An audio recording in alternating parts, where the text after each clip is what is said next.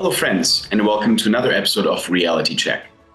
Our age is dominated by the ephemeral and the transient. Cultural deconstruction runs rampant, and looming nihilism seems to engulf meaning and existence itself. Yet the transcendent still manages to break through. Here at Reality Check, we inquire how to conserve the real in a time of deconstruction.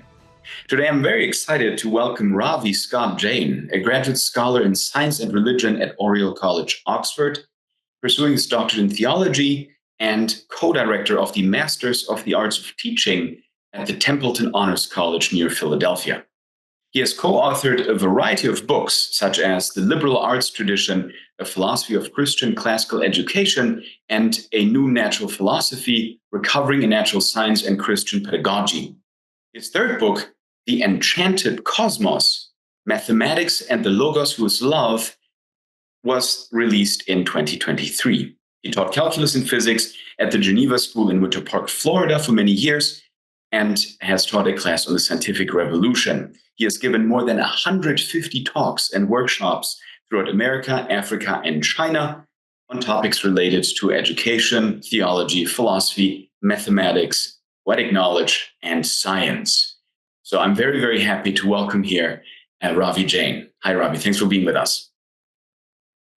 Thanks, Jan. Good to be here. Ravi, I remember many good conversations we had in Oxford in the recent past, and it was very striking how and what you had to say about the relation of mathematics, philosophy, and the general worldview. And your research is dealing with precisely that. An intersection of mathematical principles and how they form our understanding of reality. So here at Reality Check, I think you're the perfect guest to have to talk to us about this. But first things first, I wanted to ask you, how did you get involved into this kind of interdisciplinary research work that covers a lot of different topics? So can you tell us a little bit more about that and about yourself, maybe? Sure. I've always enjoyed mathematics and been good at it. And I also had an interest in theology. I taught mathematics right out of college, and then I went to seminary. And after seminary, I decided that I would be a teacher for a while. And it was in teaching science and mathematics for about 20 years that I started to examine the intersection between those two subjects in theology. And the conversation between math and theology really came about by first beginning in the science and religion.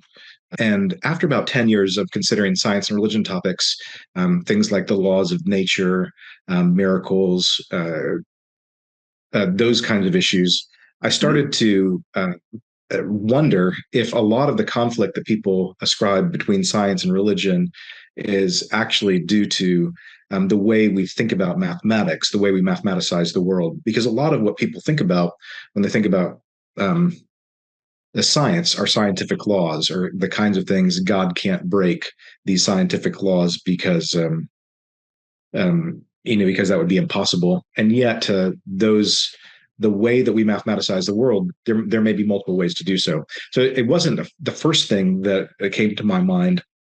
It only came to my mind over the course of a long period of time, probably about 8 to 10 years, that what's underneath the science and religion controversy is often a controversy between theology and mathematics.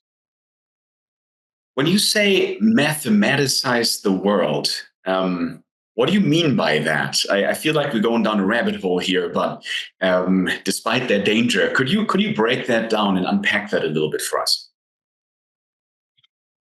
Sure. Well, there are two basic metaphors when you think about the mathematical structure to reality. The ancients used to use the metaphor of harmony, and the Pythagoreans talked about harmonies and proportions riven throughout reality. This was associated, for example, with the quadrivial art of music. When we talk about the harmony of the spheres, they're thinking about all kinds of mathematical proportionalities, what we would call equations, that can be seen throughout reality. That's one metaphor. Metaphor that appeared in the 17th century and became dominant in the 18th century was the laws of nature. And so thinking about the way these mathematical principles and proportionalities are represented, are they more like harmonies or are they more like laws? And this has to do with kind of theological controversies associated with things like voluntarism and intellectualism, if those words are familiar to any of your audience. So a person that's typically associated with the mathematization of the world is Galileo, and he's very highly associated with the introduction of certain aspects of philosophy um, into the scientific approach, especially, for example, atomism. And to what degree did his atomism affect the way he mathematicized the world?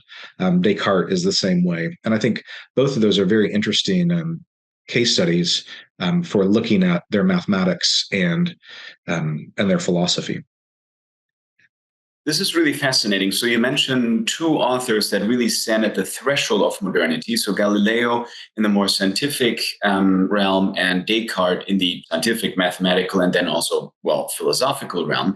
And you talk about this kind of shift, which is really a tectonic shift when you think about it. So understanding of the cosmos as harmony and of patterns, and then the understanding of the cosmos as being imbued with laws. What I found in previous conversations, specifically when you go more into the arts and the mathematical basis of artistic harmony, so harmonies that artists picked up on and have picked up on throughout the history of art, but then also in philosophy, it's very striking that the shift from patterns to laws really comes with a shift of worldview that, well, at first in deism still believes in some kind of transcendent creator God, but then that God really vanishes and what's left is just nature. And arguably what we're left with right now is just really man and the control of nature, both being disintegrated on their own ground. So man being disintegrated into kind of his structure, into his identity, into his different components that make him up, and on the other hand, nature being deconstructed into its particles, right? So into atoms and physical laws. So and I mean, would you say that it is actually possible to reverse this trend, or to give proper arguments that this disintegration doesn't happen or can be halted or even can be reversed? What would you say? I think it is possible. So the co-author of that book that I wrote, The Liberal Arts Tradition, and my co-author and friend, Kevin Clark, when I was about 2 or 3 years into teaching calculus and physics at the Geneva School in Orlando, Florida, we were reading primary sources. We were reading Galileo, and we were developing the equations from Galileo's text. And my friend Kevin Clark was down the hallway teaching philosophy and theology. And I remember a conversation between the two of us that really shaped my thinking. And I said, Kevin, it seems like in the scientific revolution, one of the key things that Galileo did was discard formal cause and final cause. And it seems like that's kind of the core, one of the core insights, or one of the core advances of science, natural sciences, and leads to the scientific revolution. And he said, well, Ravi, it's true that Galileo discarded formal and final cause, but did he have to? Did he have to? And I don't know if it was then or maybe a year later that Kevin gave me a book by Etienne Gilson. Maybe you've read it, Jan, called From Aristotle to Darwin and Back Again. And I started tracking down some of the sources that Gilson referred to and some of the history there. And I realized that in actuality, there's always been a controversy between those that wanted to retain some notion of formal and final cause and those scientists that wanted to reject it. So a very famous instance of this is Gottfried Leibniz.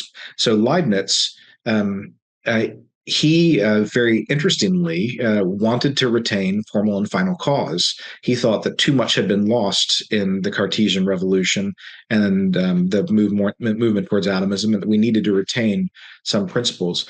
And that was no small um, that was no small controversy, because essentially what Newton was advancing at that time was the concept of force, and what Leibniz was advancing would become the concept of energy, what was known at the time as the vis viva, the living force. And so this controversy between force and energy is actually something that's still with us today, is two different perspectives on underlying causal relationships in the world. Is one better? What does one concept and one mathematization reflect reality better than another? Can they both be used simultaneously? Sometimes they can be reconciled. Sometimes one is absorbed into the other. Um, but this controversy, which appears at the time of Galileo, Descartes, Newton, Leibniz, continues on for the next 200-300 years, even up to today. But the problem today is that scientists are so unaware of metaphysics altogether that it's difficult for them to recover the threads. So, is it possible? Absolutely. You see in every generation scientists that are having these kinds of controversies, but I think they're becoming fewer and fewer. And because science is so dominated by the technological and is less dominated by what used to be known as the pursuit of wisdom, natural philosophy. So. Very interesting. Just to get this clear, right? Aristotle had four causes. So you had the material cause, the formal cause, the efficient cause, and the final cause. And you say that the debate here, the debate between mathematics and theology, or science and theology, more generally speaking, is really one where the two final and formal cause are involved, and one oftentimes sacrificed on behalf of the other, or both being sacrificed. Can you explain to us what these two causes are? For me, obviously, that's kind of my daily bread in teaching, but I feel that maybe we need to explain. Maybe you can give an example. I don't know if you're able to give a good example of what the final cause constitutes, and what the formal cause constitutes in a substance. Can you give us an example? Sure. Yeah, the typical example is a statue made of marble, which is marble's material cause. The shape of the statue is the formal cause. The goal of the statue, the end of the statue, sometimes thought of as the purpose of the statue, is to delight an audience set in the garden or something like that. And the efficient cause is essentially the sculptor who made it. Sometimes the chisel the sculptor used, unless you can tease these things out in different ways, but that's the typical example. So some ways you can think of the formal causes as shape or um, kind of structure or things like that. But that's a little bit of a reductive way to think about it. And final cause is the goal. When you're dealing with humans, sometimes you think about the end or the purpose as well. But Okay, very good. it doesn't have to be end Yeah, purpose. I think that's very helpful. But so in the application, you said, well, scientists now, being unaware of philosophy and philosophy as the pursuit of wisdom, have forgotten these causes. I mean, straight up kind of question, for a high school mathematics teacher, what does the discovery of these causes actually entail that's helpful to him? Right. Well, um, there's a couple different ways to think about mathematics. And the way that mathematics has been thought about in the tradition for about 2,500 years before the scientific revolution, and even somewhat after the scientific revolution, was that mathematics was a grouping of four disciplines. Um, those four disciplines are sometimes called the quadrivium, and they are arithmetic, geometry, astronomy, and music. One thing to notice about those four disciplines that were collectively, all four of them, called mathematics, is that they're not just what we would call pure mathematics today. They're both pure mathematics and applied mathematics, astronomy and music, where music really had to do with all the proportionalities throughout the cosmos, whether they're in the heavens or on the earth, and the principles, proportionalities in the lever, for example. these would be what we would think of as applied mathematics. And so one big question, I think, for mathematics teachers in high school is, when we teach mathematics, are we allowed to have a conversation between pure and applied mathematics? So, for example, when we teach calculus, can we teach calculus and bring up the kinematics equations from Galileo, wherein some very particular important principles of calculus, the um, um, differential principles, limiting principles, are kind of ingrained in the way Galileo is analyzing motion. It leads to the birth of calculus, in my opinion. And so it's this kind of back and forth between examining the world, considering order in the world that may be there, that was led to a lot of mathematical discoveries. Do we need to have them separated into pure and applied so that the mathematician in mathematics classes, and when he's talking to 14-year-olds, can never talk about the Galileo and science and the applied? Do they have to be separated, or can they be in a conversation with each other, even as you're teaching at the very beginning? So that's one example of the importance of looking at these things. But there's many more. The discrete and the continuous, for example. I wanted actually to look into this, because that's one of your most recent I think contributions and researches, but also one example that I found with the loss of the mathematical and the harmonious. And I've addressed this in a previous episode, actually, of Reality Check, when I talked with David Clayton. And we were talking about, the kind of the subjective and the objective beautiful in art. And oftentimes that is something that today people are very interested in. And they, you can ruffle a bunch of feathers when you say, well, there's an objective beauty or objective beauty that is detectable. And I feel that having lost this applied mathematical field in, for example, the arts, has led to a forgetfulness of this mathematical proportionality of things. And so what remains is just a subjective, right? It's just taste. It's just, well, I like it, I don't like it. I like this facade, I like this statue, or I don't like it, but there is no more measure. And the same, I think, is true for music, right? Where you can, by losing the mathematical dimension of it, you actually lose the objective, and you lose the one aspect that retains a certain measurability. And well, the outcome is very clear. There's a complete subjectivity. So, would you agree that that's one of the outcomes?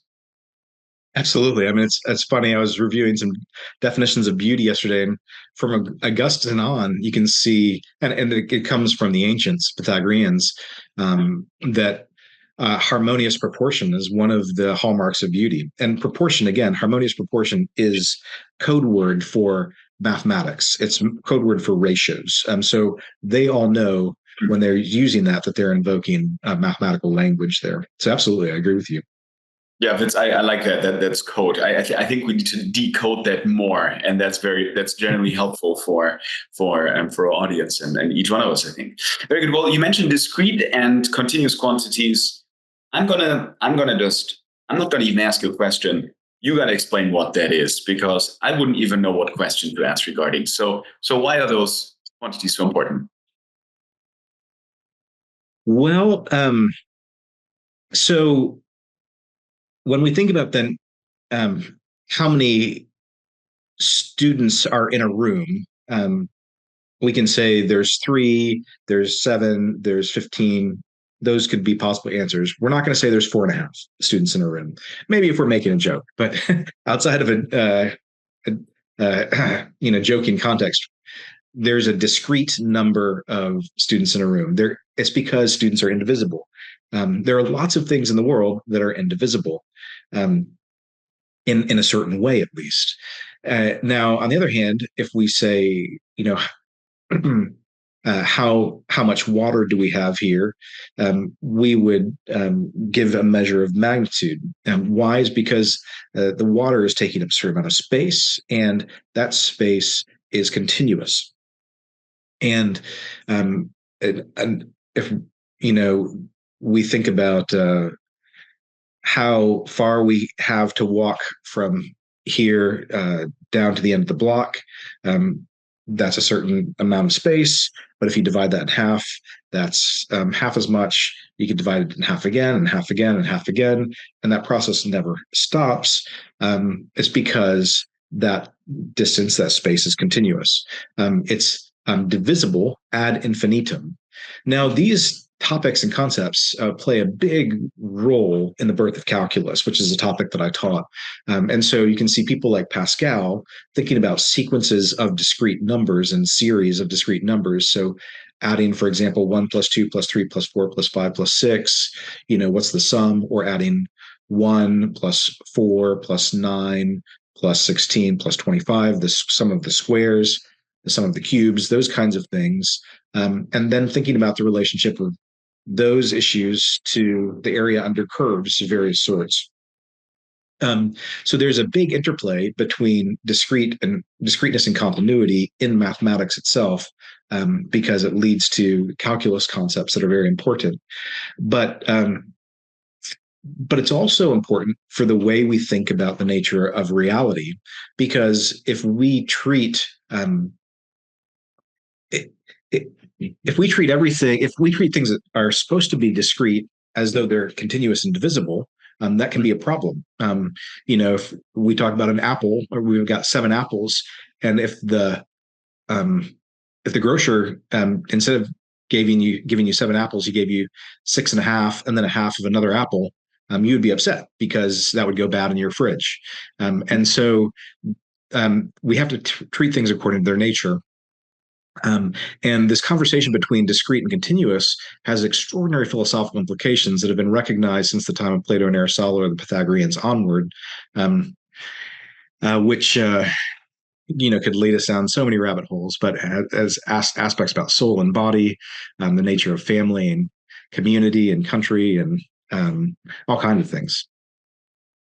How does it apply to family and nation? That'd be interesting.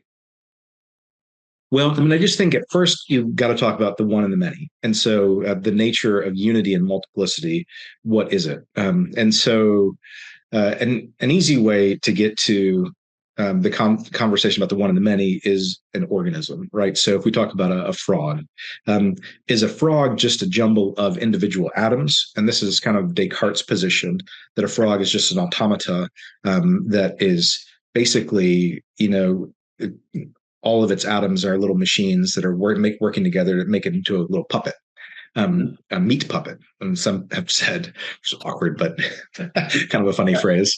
That's because it has no form. The frog doesn't have any individual form itself. It's just a jumble of a lot of other things. But if the frog has some kind of organic unity, something about it that's indivisible, it can't be cut into two, and you suddenly have 2 frogs, or 2 things of the same sort. If there's something indivisible about the frog, yet we know there's also something that is divisible about the frog, right? There's something like if the frog loses its leg, it'll still probably survive for a while. So it's not discrete absolutely, nor continuous absolutely. There's an aspect of both discreteness and continuity. But from Aristotle on, this aspect of organic unity has often needed language of the continuous to describe it, if that makes sense. So why? Because when an organism is conceived, as it grows, it develops all of its cells from itself. And it's a unity from the very beginning of its conception until the time of its death. There's an organic unity. It brings the parts that it needs into itself. And when you describe that, that's continuous. There's a continuous unity to it. It's unlike a machine where you could have a television set, and the television set, there are different parts of the television set that are put in at different times. And so there's discrete moments where different parts can be exchanged or put in, and it's a different kind of unity. And so the first issue is thinking about how an organism depends on notions of continuity in order to be accurately described as a unity. And I think it's the same thing with the family. So a family also has notions of continuity. I mean, you can see we've got the organic continuity in families where you have a father and a mother and children. Adoption is a real thing, so I don't want to discount the significance of adoption where it's not biological continuity, but the pattern that we have in a family of biological continuity is similar, right? And there's a unity there because of that, a continuity. And you don't want to discount the unity of a family when you're doing things like economic planning or thinking about the nature of a city or the nature of a neighborhood. Because if you're only planning around individuals and you're not planning around families, then you're going to get the structure of your neighborhood wrong, right? And so these are things that have to do with the discrete and the continuous. And I don't think things are, again, absolutely discrete or absolutely continuous. They're discrete and continuous in different ways, and it's learning how all these middle-sized things operate that's crucial to, I think, lots of important good philosophy. It's fascinating what that brings to mind to me immediately is this idea of globalization, right? And globalization really in the mindset is nothing else but to show humanity as a continuous whole, right? As a continuous global whole, and that's the whole idea of the open society, right? Of the borderless society and of the borderless nation in a certain way, because humanity is not different in principle, in general, that we can also not make distinctions between different nations. While that is true on an abstract philosophical way, I think, and what that forgets is also the identity element of all of the components of, let's say, a member of a specific nation, starting with very basic things like language, right? Language is not continuous. That there is language and every human being has language, that's continuous, but it's not continuous what language it is. And being in another country, I think, will make one realize very quickly that there are different languages, and sometimes communication is actually impossible without sharing it. So that's a really interesting application that you mentioned there with the family and the individual. Now, would you? And I just want to add one thing to that, Jan, and that is the rise of the term mass culture, because the idea of mass has always been associated with continuity. So I think you hit the nail on the head there. Exactly, and that's it's interesting then also in a sense if it is culture at all, right? And that's even the Marxist of the Frankfurt School pointed out that mass entertainment and mass culture in general comes with all kinds of difficulties that we need to answer and we need to tackle, right? So I don't even have to be a conservative to see the problems with that. I can even see that from a critical theory perspective. Very interesting. Now, in the paper that I had the chance to look at, you compare this Aristotelian continuum with the Dedekind-Cantor continuum. I hope I pronounced this correctly. What are the key differences between those conceptions, and do they apply to what you just explained? Sure. Yeah. So in the Cantor-Dedekind continuum, the continuum is composed of points, whereas in the Aristotelian continuum, a continuum is always made up of. Well, first of all, you can think of the continuum as a whole, but it's subdividable into portions that are themselves continuous. So you can think of it as a line being divided up into line segments. And so they're kind of homogeneous with each other. So the distinction is that if two lines intersect, they can intersect at a point. So you could say points in an Aristotelian sense or a Euclidean sense, points lie on a line, but a line is not composed of points. So in the Aristotelian, Euclidean traditional notion of continuity, points lie on a line, but a line is not composed of points. It's composed of other line segments or sublines. Whereas in the Dedekind-Cantor continuum, all a line is a set of points. So the point set conception. So this typically comes out. I mean, you say, well, why would a high school teacher care about this? Well, it comes out a lot in high school mathematics, because if you ask a student, for example, what is a definition of a circle? They might say a circle is a set of all points that are equidistant to another point, or equidistant from a center, or something like that. And that's a pretty typical response, kind of programmed into us from somewhere, probably a geometry class or something. But it is absolutely not what anybody before the 16, 1700s would have said, and probably not even before the 1800s would have said, because the set of points does not create a continuous line. So just to clarify, if you read Plato or Euclid about what a circle is, a circle is a line. Now it's a curvy line, but they'll just say a circle is a line which is always equidistant from a center. So it's the line that's equidistant from the center, not a circle is not a set of points, if that makes sense. And that's got radical implications for the notion of continuity. If all continuity is simply a bunch of individuals, indivisible things that are lined up next to each other, then how can anything ever be truly connected? Another application actually that I see in this immediately is in the spiritual realm, and I had a conversation that was more of an ethical nature with a colleague, and I mean that's what his strongest argument was for the existence of the soul is now this is not in space obviously, so this is in the immaterial, but the idea that the soul is basically that guarantees a continuation, and it continues, or with the soul we understand that which guarantees a continuation between ourselves as a 5-year-old, ourselves as a 15-year-old, ourselves as a 35-year-old, and ourselves as a 75-year-old person. And those are all very different people, right? The 75-year-old is very different from the 5-year-old, and not just biological, but also, intellectual capacities, experience, knowledge, wisdom, right?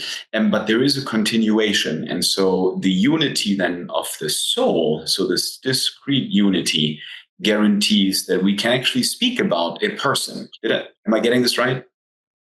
Oh, absolutely. Yeah, identity over time is crucial, and it's one of the reasons why Charles Sanders Peirce, who's a mathematician and a philosopher in the late 1800s, said we need to preserve a traditional notion of continuity. We can't, even though he was very interested in Cantor's work and embraced it for a time, he eventually rejected it, at least this point set conception of continuity, because he basically said you won't get identity over time out of this, because he famously describes Napoleon at Waterloo is not the same Napoleon as something prior, at a prior battle. Unless you've got identity over time, and how does that work? And of course, he's in addition there criticizing people like Hume and others who are already kind of laying the groundwork for all this to fall apart 100 years prior. So then let me put it in this context and tell me if I'm going the right direction here.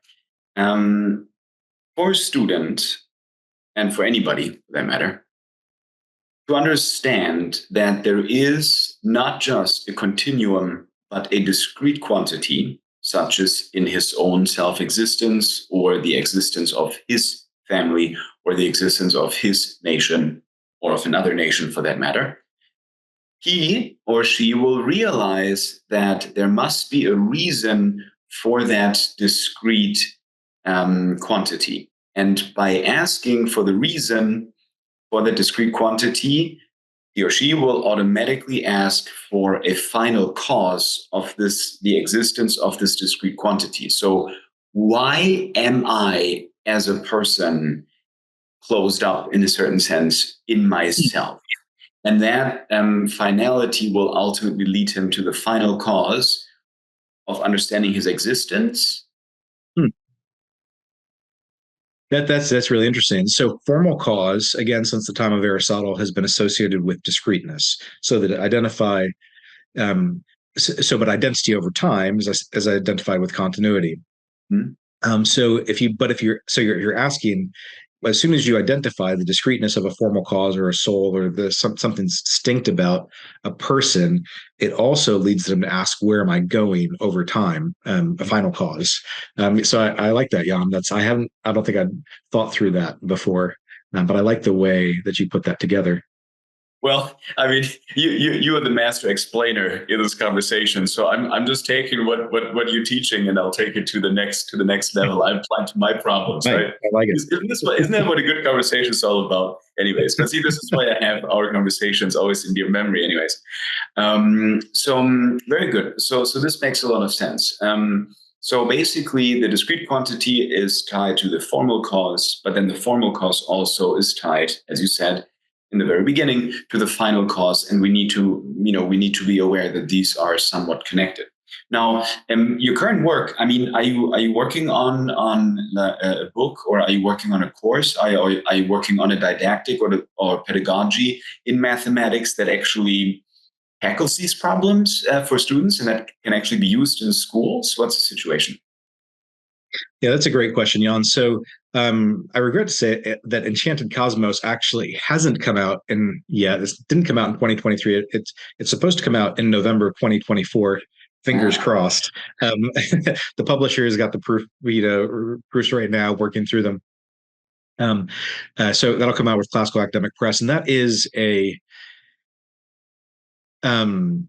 a vision for a 7th through 12th grade curriculum based off of these looking at the primary sources, a traditional approach to mathematics, but also in some ways more contemporary than other approaches to mathematics, because part of the pitch in the book, which is not a short book, it's 21 chapters, is that we think about the purposes that mathematics has always had in it. And those purposes include not just work, but wonder, wisdom, and worship as well. And so if we think about teaching mathematics for wonder, wisdom, and worship, in addition to the ability to do work, then are we exposing students to these bigger, deeper questions that mathematics leads to? And so some of those questions might have to do with what are we here for, and how has mathematics always led people to ask this question. So, for example, astronomy, as I said, was within the quadrivium. And I think people have looked up at the stars and wondered what's out there, and led them to ask the question about what are we here for? So, we still, that's still an issue today. And cosmology still raises these questions for people. We don't call it astronomy right now that it raises these questions. We call it cosmology. Where the universe come from? Where's the universe going? It's a highly mathematical discipline. To what degree do we allow these kinds of questions to continue to animate our interest, or the students' interest in mathematics? And there's other things like that. So the point is that yes, Enchanted Cosmos should be coming out in 2024 or sometime soon, hopefully.